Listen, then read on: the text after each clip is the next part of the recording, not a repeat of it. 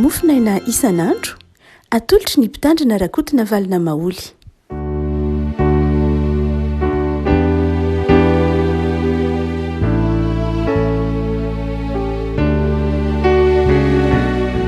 Mifaliana ry avana anao era-banantsika tratra ty talata fa 7 ny volana martsa ity. Bokon'i Josoa toko faefatra andiny voalohany ka hatramin'ny 10 no mofinaina ry havako. Josoa toko faefatra andiny voalohany ka hatramin'ny 11. Ary rehefa tafita any Jordana avokoa ny olona rehetra, Jehova dia niteny tamin'i Josoa hoe mangalà lehilahy 12 amin'ny olona dia iray avy isam-pirenena ka mandidia azy hoe maka vato 12 eo afovoan'ny Jordana eo amin'ilay nijoroan'ny tongotry ny mpisorona dia ento miaraka aminareo ka avelao eo amin'izay handrianareo anio alina. Dia nanjoiny Josoa ny lehilahy 12 izay nofidiny tamin'ny zanak'Israely dia iray avy isam-pirenena ary hoy izy taminy mandehana eo alohan'ny fiaran'i Jehova Andriamanitra reo ho eo afovoan'ny Jordana ka samy manainga vato iray avy ho eny an-tsorony ianareo rehetra araka nisan'ny firenen'ny zanak'Israely mba ho famantarana eo aminareo zany. Raha manontany zanakareo amin'ny andro avy manao hoe inona no ataonareo antony reto vato ireto, dia ho lazainareo aminy hoe tapaka ny ranon'ny Jordana teo anoloan'ny fiaran'ny faneken'i Jehova, fa raha nita ny Jordana ny fiara dia tapaka ny rano ary ireo vato ireo dia ho fahatsirovana mandrakizay ho an'ny zanak'Israely. Dia nanao izany ny zanak'Israely arak'izay nanodeny Josoa ka naka vato 12 teo afovoan'ny Jordana araka izay nolazain'i Jehova tamin'i Josoa araka nisan'ny firenen'ny zanak'Israely ka nintiny miaraka taminy eo amin'izay nitobiny ka napetrany teo. Ary vato 12 no natsangan'i Josoa teo Jordana teo amin'ilay nijoroan'ny tongotry ny mpisorona izay nitondra ny fiaran'ny fanekena ary mbola ao ihany reny mandrak'androany. Fa ny mpisorona izay nitondra ny fiara nijanona teo afovoan'ny Jordana mandra-pahavitany zavatra izay nanadin'i Jehova an'i Josoa ho lazaina amin'ny olona arak'izay rehetra nandiny Mosesy an'i Josoa dia nitafaingana ny olona ary rehefa tafita avokoa ny olona rehetra dia nita koa ny fiaran'i Jehova sy ny mpisorona teo anoloan'ny olona. Ray masino manamasinana ny fahamarinana teninao ny fahamarinana. Amen. Ny fahatsiarovana ny fahagagana nataon'Andriamanitra no asehony ity Josoa toko faefatra ity. Fahagagana izay na nisarahany renirano Jordana ho anankiroa ka nafahan'ny zanak'Israely niampita no tantarena amin'ity Josoa toko faefatra tahaka ny nisarahany ranomasina mena niampitan'ny zanak'Israely tamin'ny andron'i Mosesy. Dia eto dia tiany Tompo ho tsaroany zanak'Israely izany hoe zava-mahagaga zany, ranon'ny Jordana izay mikoriana mahery nefa dia nisarahan'Andriamanitra teo imason'ny zanak'Israely anehoany fa tsy misy mahasakana ny lalan'Andriamanitra, tsisy mahasakana ny fitondran'Andriamanitra, tsisy mahasakana rehefa Andriamanitra no mitondra. Manome fipanahintsika rona tery ity Josoa toko faefatra ity araka mirazantsika teo manao hoe zava-dehibe ny tsangam-bato. Zava-dehibe ny atao hoe tsangam-bato. Eto Andriamanitra dia niteny tamin'ny Josoa mihitsy manao hoe maka vato, mangalà vato rehefa mita ny renirano nareo dia misy vato mipotra ao amin'ny fanambanin'ny rano, dia samy maka ny vato ao amin'ny fanambanin'ny rano iny dia eto eny ampitanareo, tsy entinareo malavitra akory fa eo amin'ny toerana izay itobinareo ireo vato 12 ireo. Manaova zany tsangam-bato. Ilay tsangam-bato eto dia voalohany indrindra milaza ny tsy hanadinony ny taranaka ilay zava-mahagaga nataon'Andriamanitra. Mba tsy hanadinony ny taranaka ny tantara. Be dia be ny tsangam-bato hitantsika eto afovoana Antananarivo na ny faritra maro eto Madagasikara. Fa ndraindray reny tsangam-bato reny zay hitatsika maro de maro de maro no tsy manaja azy reny. Ndraindray raha dia atao toerana fanaovana maloto sanatria, ndraindray toerana tsy voahaja araka ny tokony ho izy, ndraindray toerana zay ipetrapetrahana noho ny hoe tsy atatro tsisy atao ve sa ahoana. Fa ny zavatra tsapa de zao tsy ometsika toerana ireny toerana fanaovana ireny toerana tsangam-bato reny tsangam-bato reny nefa de ny antony nananganana azy de mampifandray atsika amy lasa, ahatsiarovantsika ny lasa, ahatsiarovana izay fiezahan'ny olona teo aloha, ahatsiarovana ny tantara zay hotohizana manazava ny vanim-potoana ankehitriny, ny lasa zay asehon'ny tsangam-bato. Amin'ny alalan'ny tsangam-bato no ahafantarantsika mampitohy atsika amy lasa. Marina fa be deaibe no boky ndraiky tsoratra tahak'izany mitahiry ny lasa, fa ny tsangam-bato de manokana mihitsy izay mampitodika atsika amy lasa, mampitoditsika amin'ny zavatra izay tany aloha tany. No zany dia tian'Andriamanitra ho takatritsika mihitsy fa eto izy de nanafatra ny zanak'Israely hoe manorena tsangam-bato, manaova tsangam-bato, ataovy zay ahatserovany taranankareo, ataovy zay ahatserovany zanakareo fa nanao fahagagan'Andriamanitra. Le afako tsika malagasy de olona mitodika amy lasa ny fomba fitondratsika, ny fomba fitsika tsy manadino ny lasa. Saingy ndraindray ao anatin'zany tsy fanadorona ny lasa zany nefany de ndraindray tsika tsy manao tsangam-bato, tsy manao zava-dehibe ndraindray tadiny masotsika any amy lasa, saingy lay lasa tsarotsika ao an-tsaina fa tsy lay lasa zay voatahiry ao anatin'ny tsangam-bato, voatahiry ao anatin'ny soratra, voatahiry ao anatin'ny tantara. Ary rehefa ohatra ka lay lasa tadidy an-tsaina fotsiny de mora very hany ka be deaibe ny olona zay tsy mahatadidy ny tantara.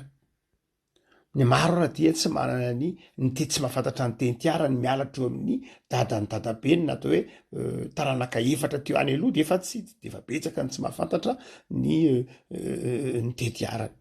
Ary rehefa ataonao ahoana moa no fity zavatra tsy fantatrao, ataonao ahoana no fity ny tantaranao raha tsy fantatrao izy, ataonao ahoana no fity ny fianakavianao raha tsy fantatrao ny tantarany, ary ataonao ahoana no fity amy Madagasikara raha tsy fantatrao ny tantarany. Raha ohatra ka tantaraina aminao ohatra hoe misy boky anankiray tantaraina aminao hoe ity boky ity dia boky efa nivakian'olona tahak'izao olona manam-pahaizana maro namaky an'ity boky ity olona ohatra dia na ty zavatra menanao ty dia nandalo teo amin'ny olona mahay maro isan-karazany nandalo teo amina olona ambony isan-karazany de ho azo antoka fa tianao satria fantatrao. Rehefa ny zavatra ny fantatra de fantatra ny dikany itiavana azy. Ahoana no itiavanao zavatra tsy fantatrao, sarotra ny teny hoe ty zavatra ty tiako nefa tsy fantatro. Fa rehefa ampahafantarina anao ny mahasarobidy azy, ampahafantarina anao ny mahalafo vidy azy, ampahafantarina anao ny zavatra ny diaviny dia mahatsara azy de tianao izy. De tahak'izany koa Madagasikara. Betsaka ny tsy fantatritsika momba Madagasikara. Zay mahatonga atsika tsy tena maro toerana ny fitiavantsika ny Madagasikara. Satria tsy nampahafantarina atsika hoe tsy tena nampahafantarina atsika hoe inona izavy moneto, inona ny tantarany, inona ny arenao, inona ny are-tsaina, inona ny arena kibony tany, inona ny ponina isan-karazany. Rehefa tena fantatrao tsara Madagasikara, ary matetika moa vahiny mahafantatra zay vahiny mahafantatra Madagasikara de tena tia Madagasikara satria fantany Madagasikara, fantany ny antony itiavany azy, fantany maheto azy, fantany ny dikany andaniany vola makaty.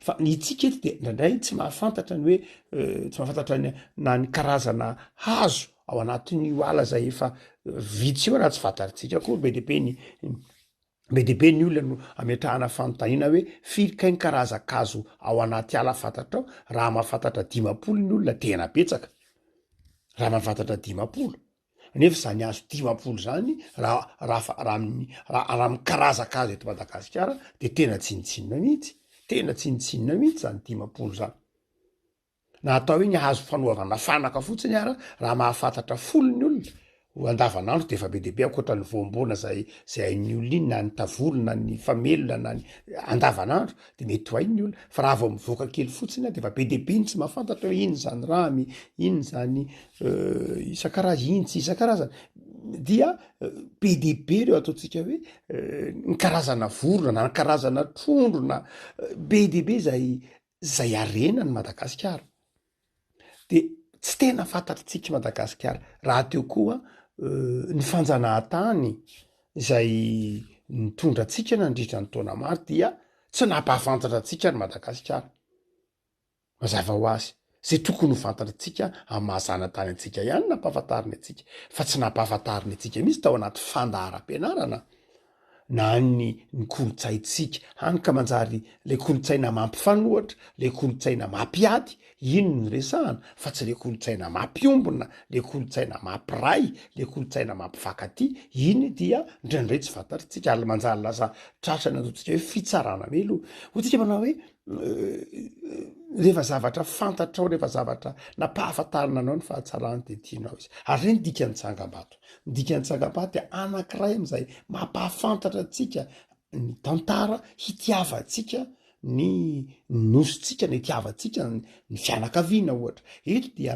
nanao tsangam-bato Andriamanitra mba hitiava ny zanak'Israely an'Andriamanitra mba hitiava ny zanak'Israely Andriamanitra hoe zany Andriamanitra zany de zao nampisaraka ny renirano ny Jordana ka nahafahana iny pitaka lalàna zay ny dikan'io tsangam-bato io rehefa mijery ny tsangam-bato zay de tianay Andriamanitra satria Andriamanitra mpanafaka Andriamanitra nitondra ny razanay Andriamanitra nitondra anay namakivaky ny renirano ny Jordana zay ny dikan'io tsangam-bato afaka malala ny maha-kristianina de tsy midika hoe fanadonona ny tantara ny maha-kristianina de tsy hoe fahatserovana n'Andriamanitra fotsiny ihany fa fahatserovana koa ny zavatra nataon'Andriamanitra teo amin'ny fiainan'ny olona any fiangonana maro isan-karazany de matetika ny fiangonana manao tsangam-bato iny aloha de tena misaotra n'Andriamanitra tsika fiangonana fa tsika de tena voataiza am'izany andro ao mba asiana takela-bato asiana tsanga ndraindray ara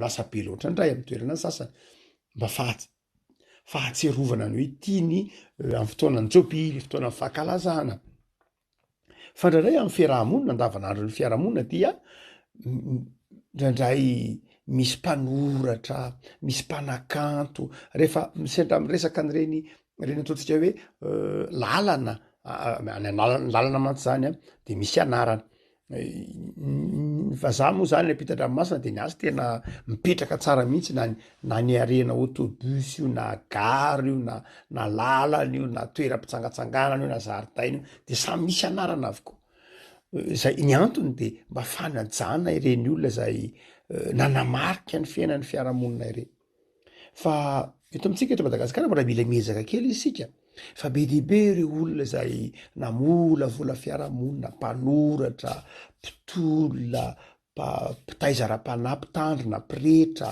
mpampianatra teknisiana ingénieur chercheur be dehibe ireo olona izay very ny anatin'ny tantara zay no mahatonga atsika ndraindray tsy de tena manana repère satria indraindray tsika malagasy manadino ireny olona zay ataotsika hoe azo alay tahaka ireny satria misy olona tena tsisy olona anjely akory mazava ho azy fantatsika rehetra fa tsisy olona anjely ny olona rehetra de samba mety manana zay maha izy azy fa zao lafiny tsara amin'ny olona de tokony avohitra ao anatin'ny tantara mba ianarana ndraindray dia mety vitsivitsy ihany matetika fitanisatsika ndrenam-pony merina na tahaka zany fa tsy izy any angeny olona zay totsika hoe olomanga ty oriny amin'ny alalan'ny tantara no tokony amoahantsika hoe zao zany reto olona reto misy mpanoratra anaovana tsangam-bato na ny ankehitriny na atao veto atao anatin'ny 30 taona fotsiny aza misy artista nanao ny ainy tsy ho zavatra, misy mpanakanto nanao ny ainy tsy ho zavatra, tokony efa ho avotra ao anatin'ny tantara mba atao fotsiny hira. Raha mijerytsika de ny fitansana reny ataotsika hoe mpamorokira nanony atao fivoatany tany amorotsiraka misy olona be dehibe izay azo anaovana raha ohatra ka tsy vita azo anaovana tsangam-bato rindrina be anankiray any an-dafy be dehibe zany hoe rindrina anankiray fotsiny fa eo daholo ny anaran'ireo artiste ny taona 20, reo daholo ny artiste ny taona 80, reo daholo ny mpanao teatra tamin'ny taona 50 izay mirakitra boky tonga boky de manjary maridalina manjary alay tahaka fa tsy de manjary hoe ny olo malaza ny olona ny velany foana anao ka atsika maridalina amin'ny fahendrena hoe tahaka zao ry Mandela, tahaka zao ry Obama, tahaka zao fa mba mety ho manana ary zay mihitsy manana olo manga betsaka azo alay tahaka isika fa ndradray ady avelatsika ho tahaka no anatin'ny tantara izy reny. Afako zava-dehibe ny antsoina hoe tsangam-bato. Zava-dehibe ny tsangam-bato matoa Andriamanitra eto ny teny tamin'ny zanak'Israely hoe manaova tsangam-bato de ilainy zany. Tsangam-bato zay ahatsiarovana ny lasa hotsika teo. Ahatsiarovana indrindra koa tsangam-bato ara-panahy ahatsiarovana an'Andriamanitra. Fa le tsangam-bato de izao tsy hoe vato nalaina nataiza fa vato nalaina tao amin'ny toerana izay nanaovana nisiny le zava mahagaga. Vato zay tao anaty rano no nalaina de nentina teny an-tanety. Zany hoe inona ny zavatra tiany tompo takaritsika lay vato zany dia tahaky ny le vato lon-drano tao mihitsy le vato lon-drano tao mihitsy no mbataina tao anaty rano natao teny Etsoroka dia napetraka tery amin'ny toerana zay andrina na toerana zay itobiana. Ndika zany lay fiezahana ibatan'le vato tsy le vato fe vato fotsiny fa le fiezahana. Ary ny tsangam-bato de izao ilaina zany hoe rehefa manao tsangam-bato ianao de ilaina lay tsangam-bato zay misy fiezahana misy fikelezana iny ary iny dia mahatonga anao ho tia lay zavatra. Tsy hoe nampisaraka le rano fotsiny Andriamanitra de tsy nanao inona zanak'Israely fa nasain'Andriamanitra ny bata lay vato izy. Nasain'Andriamanitra ny bata lay vato zay zakan'izy 12 vato samy mitondra ray avy. Zany hoe lay zava-dehibe ao anatin'lay tsangam-bato lay firaisan'lay fireneny Israely samy nanana ny vatony avy nefa tsangam-bato anankiray lay firaisan-kina aseho ny antsoina hoe tsangam-bato. Ao anatin'ny tsangam-bato de izao tokony ho hitsy zay fiezahana ao anatina firaisan-kina zay. Azany tokony ho hita ao anatin'ny fianakaviana. Azon'ny fianakaviana tao ange ny miara-mivavaka ohatra hoe amin'ny fotoana anankiray ahatserovana ny fotoana anniverseran'ny asa ny fahaterahan'ny dadabe tsy maninona zany tsy lay faty akory ny tsaroana fa lay tantara na amin'ny fahazatotaonan'ny dadabe na amin'ny 50 taonany nahaterahan'ny fianakaviana anankiray afaka manao fotoam-pivavahana tsy voatery any am-piangonana fa azo atao atokantrano de azo ataony manisy asa tsangam-bato amin'ny tanànan'lay tanin-drazana na lay tranon-drazana de miaraka miresaka amin'ny tantara eo. Zany hoe zava-dehibe reny ingeny maridalana ahatsiarovana hoe avy aize de taize de ho aize.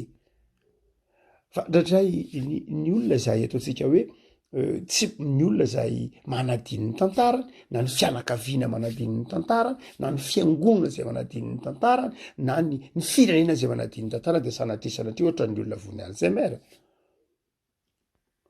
Rehefa vony Alzheimer sanatria dia tsy manana ntsony fa lafiny aiza amin'ny lafiny ara-jeografia tsy mahafantatra toerana intsony hoe aiza moa zany aho eto amin'ity toerana ity manadiny koa ny hoe izy reto olona mifanerasera amiko reto lasa rehefa adinao le olona de tsy heviny aminao ntsony hoe izy satria adino le izy no zany dia zava-dehibe mihitsy ny hoe fahatserovana ny hoe ny tantara ao anatin'ny fianakaviana. Farafaratsy raha ohatra ka tsy fantatra hoe andeha ho aiza de zao mba fantatra hay hoe avy taiza. Rehefa fantatra hoe avy taiza avy aizany, rehefa fantatra ny lasa de moramora kokoa hoe andao arao ary. Rehefa ohatra ka tsy fantatra hay ny lalana ale de zao mba fantatra hoe avy taiza moa tsika ny aingy, ary rehefa fantatra hoe avy taiza tsika ny aingy de moramora kokoa no mafantatra hoe andeha ho ary zany. No zany de zava-dehibe ny fananana tantaram-pianakaviana, zava-dehibe ny fananana firaisan-kina mpianakaviana, ary ny tsangam-bato de natao ampirahina na fiangonana io na firenena io. Afaka malala nataony ny soratra masina ho zava-dehibe zany. Soratra masina de resy lahatra fa ny olombelona de mila an'izany, mila mahatsiaro ny lasa izy mba hahafahany mandroso amin'ny ho avy. Fa zavatra fahatelo zay asehony ity mofinaina Josoa toko faefatra ity dia ny mahazava-dehibe nefa ny ara-panahy.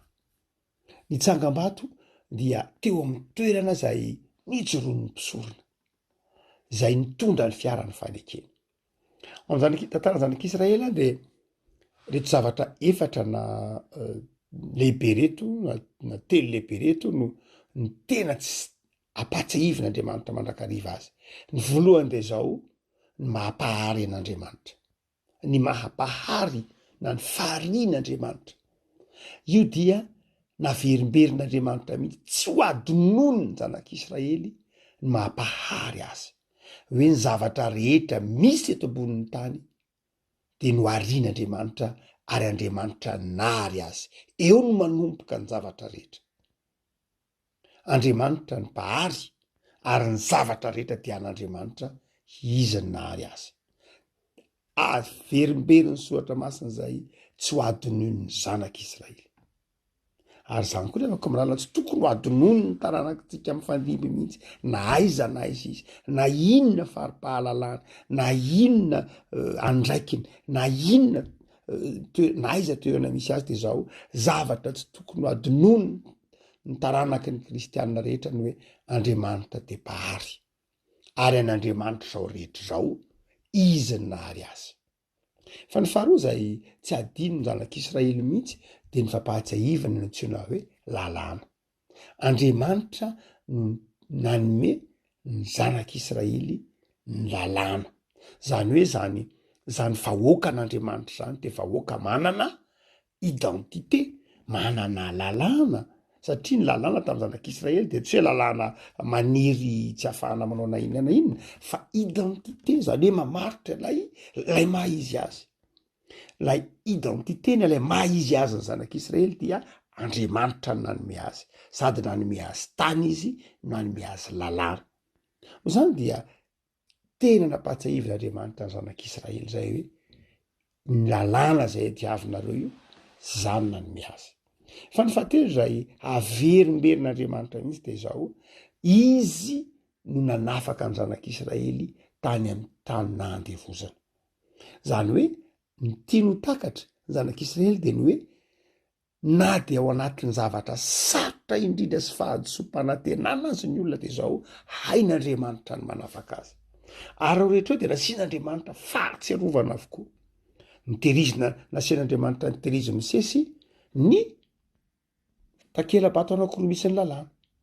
Nasian'Andriamanitra niterizina niteriny Mosesy ny mampanafaka azy ny voaka atao amin'ny trano na andevozana, ary niterizina ny mana. Zany hoe ny tian'Andriamanitra tsahoany zanak'Israely de ny hoe azon'Andriamanitra atao daholo ny zavatra rehetra, na inona fahasarotana de tsisy zavatra impossible, tsy misy zavatra tsy hain'Andriamanitra. Zay ny dikan'ilay tsangam-bato. Afaka malala rehefa mijery an'ireny tsangam-bato mpiangonana reny ianao de aza adonony zay fa mbola manao zava-mahagaga mandrakariva Andriamanitra, afaka manao zava-mahagaga ho anao izy, ary tsisy zavatra tsy hain'Andriamanitra. Andriamanitra no mitondra ny tantarantsika. Afaka malala enganeny eo iorona amin'ny fitiavana an'Andriamanitra ary ahatsiaro fa zava-dehibe ny asan'Andriamanitra ao amin'ny fiainantsika. hivavaka isika. Tompo misaotranao zahay fa Andriamanitra tsara ianao dia mitahiry anay ary mampatsiaro ny mandrakariva fa manana didy zay hampatsiaro ny taranaka mandimby anay ny asa mahagaga nataonao tao amin'ny fiainanay. Manana didy zay hametraka ao anatin'ny tantara fa Andriamanitra mpamonjy ianao, Andriamanitra mahay ny zavatra rehetra ianao. Adidinay amin'ny vanim-potoana ankehitriny ny manomana ny taranaka ho avy mba hatsiaro fa tsara ianao, Andriamanitra mpanafaka ianao. Variana izay tompo indraindray, variana amin'ny ankehitriny. Ary dia indraindray tsy tonga anay any amin'ny ankehitriny, tsy tonga anay amin'ny ho avy ny tantara zay nataonao ho famonjena anay. Dia mivavaka izay tompo, ampaherezo ho faly mandrakariva aminao Andriamanitra. Tehirizo mba ho vavolombelon'ny fitiavanao. Misaotra ny amin'izay rehetra nataonao tao amin'ny fiainanay. Misaotra fa mijery n'andro masina izao dia mamangy anay tokoa ianao. Ahatsiarovana ny lasanay, ahatsiarovana ny lasan'ny firenena, ahatsiarovana ny lasan'ny fiangonana izay nitondranao anay tamin'ny fitahiana matetrika ka isaorana ianao. Dia mivavaka izay tompo, avaozy isan'andro ny fanoloran-tenanay, avaozy isan'andro ny herinay mba hanarahanay ny sitraponao ary hitaizanay ny taranakay amin'ny fahatahorana sy ny fitiavananao araka ny hafatrao. Saotra tompo amin'ny anaran'i Jesosy.